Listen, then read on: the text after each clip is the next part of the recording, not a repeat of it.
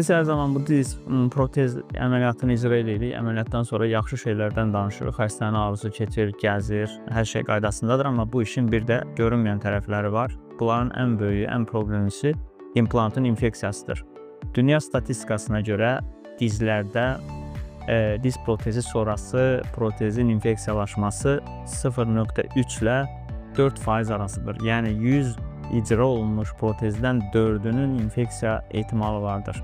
Bu infeksiyon ehtimal təbii ki, dünyada da baş verən statistikadır. Bu dünya statistikasıdır. Bizim də ölkədə bu baş verə bilir. İlk 3 həftədə baş verirsə, protez ətrafı yuma və ciddi bir debritman eləyirik, liner dəyişmə işi görüb və antibiotik terapiya edirik. Amma bu iş 4-5 ay keçdisə, artıq bu yumaların bir faydası olmur. Təəssüf ki, burada implantın çıxarılması, ora sement spacerların yeridilməsi, yerləşdirilməsi və daha sonra intravenoz antibiotik terapiya alır xəstə 3 ay həmin o bakterioloji müayinənin nəticəsinə əsasən və ondan sonra ora revizyon protezi qoyuruq.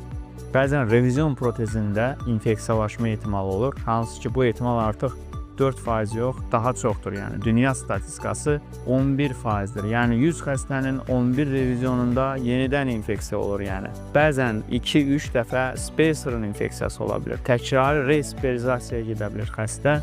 Bundan sonra revizyon protezinə ya gedirik ya da diz oynağının artrodez cərrahisinə icra edirik.